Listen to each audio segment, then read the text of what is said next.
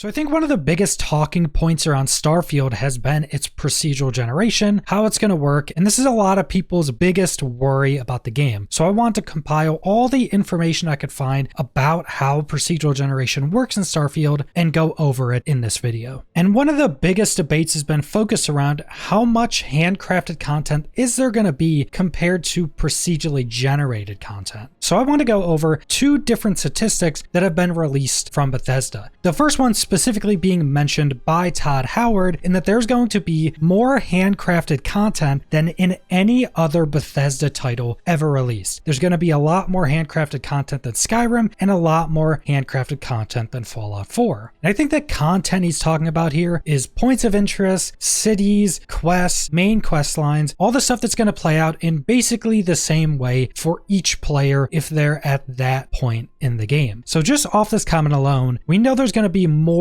developer-made, handcrafted content than any other Bethesda game. But the second statistic is actually how many dialogue lines are going to be in Starfield. And there was actually a chart that was released, I think around 8 months ago, that had a comparison between Skyrim, Fallout 4, and Starfield. And this chart's showing that Starfield is going to have more than the amount of dialogue lines in Skyrim and Fallout 4 combined. And keep in consideration when comparing these, Fallout 4 had a voiced antagonist. So your main character was voiced. In Starfield, your main character is not going to be voiced. So having this many dialogue lines is kind of ridiculous. The amount of voice lines in Starfield is going to be, and I'm betting the vast majority of players are never going to hear even close to every voice line available in Starfield. And both of these statistics have been mentioned by Bethesda multiple times. So the big question is, why do so many people still have the worry that Starfield is going to be primarily procedurally generated content, and that procedurally generated content just isn't going to be of the standard as Bethesda's handcrafted content? And I think a lot of this has to do with a misunderstanding of how Starfield is actually going to be procedurally generating planets, landscapes, and other content to fill up all of those 1,000 worlds. And I think a good place to start is how the actual landscapes of the worlds are going to be generated. Because most, if not all, of the planets in Starfield are going to have some amount of procedural generation when it comes to their base landscapes. And how this is going to work is the developers at Bethesda made a ton of these large tile sets. And once the player starts approaching that planet, the planet starts to get stitched together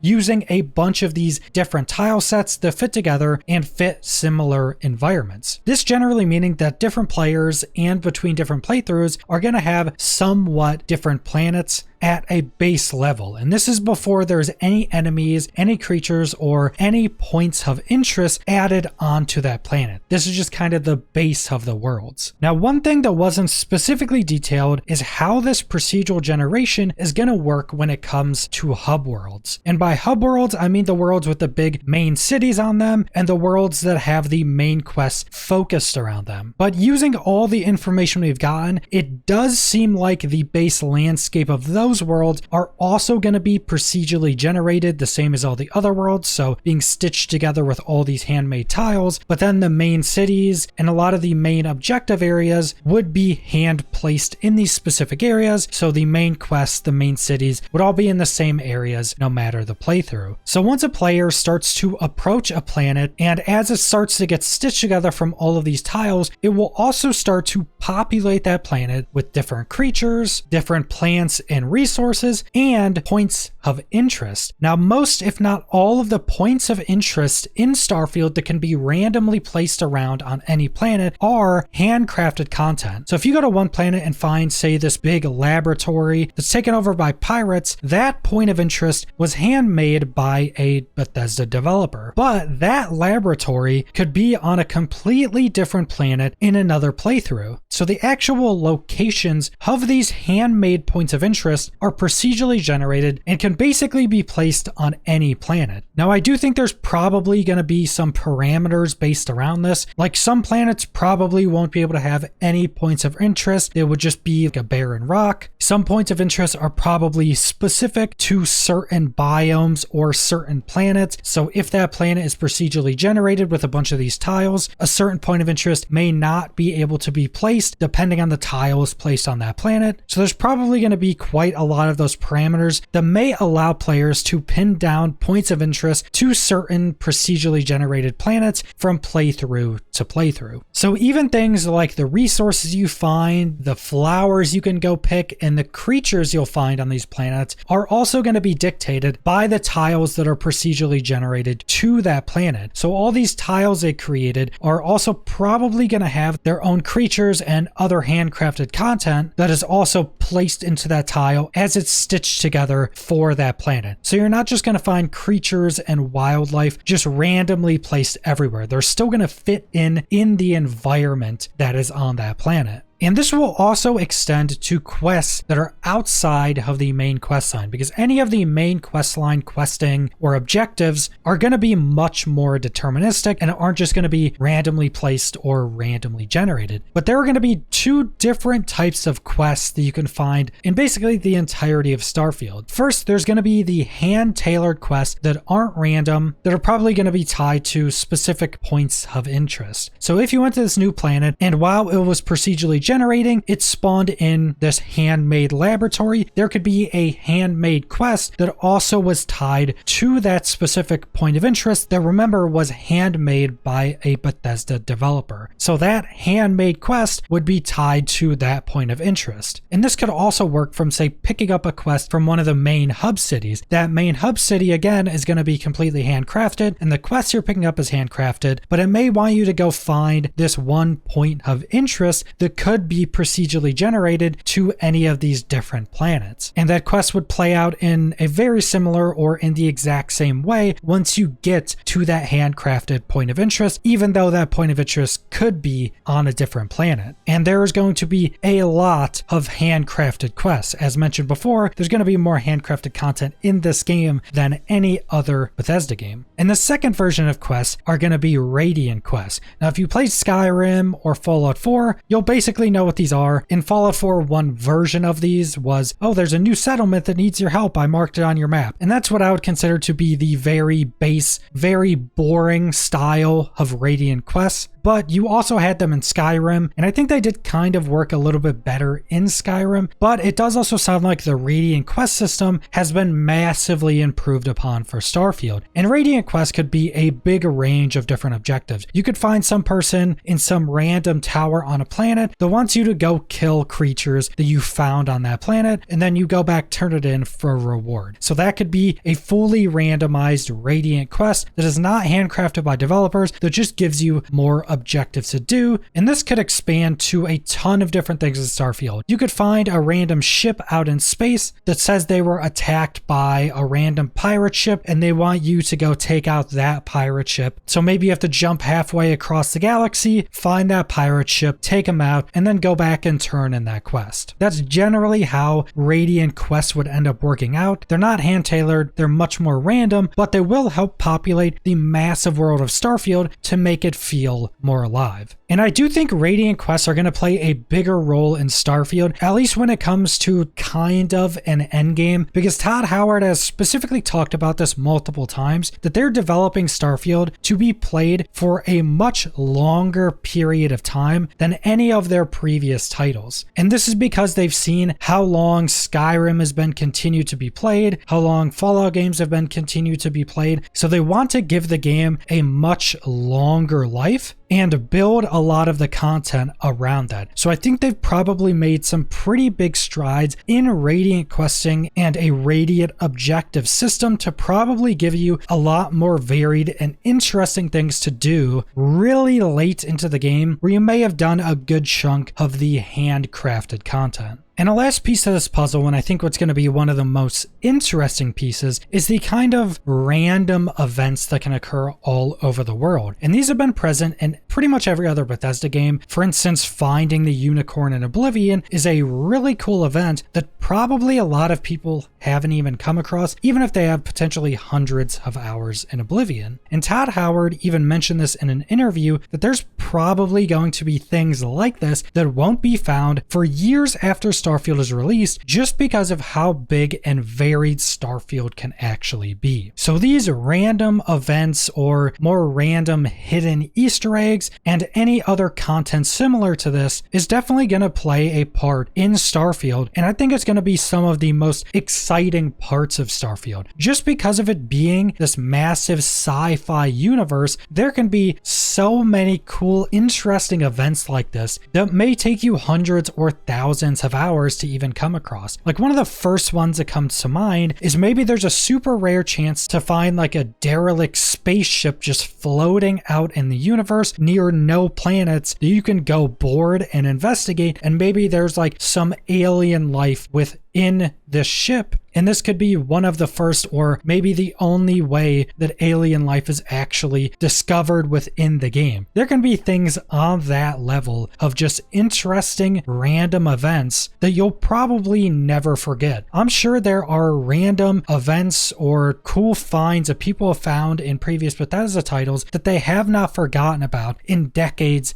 after finding them, just because they're so cool, so interesting, and so unexpected. So that's the majority of the information I could find on how procedural generation is gonna work in Starfield, and how the procedural generation is gonna work with all of the handcrafted content. So I think if you're somebody that's worried about Starfield being primarily focused on procedural generation, and it's not gonna be near as good as Bethesda's previous titles because of that, I think it's almost certain you can put those worries to bed, because even though Starfield is gonna have a lot of procedural generation, it's still gonna have much more handcrafted content than any other Bethesda title. But that's all I want to go over, so thanks for watching.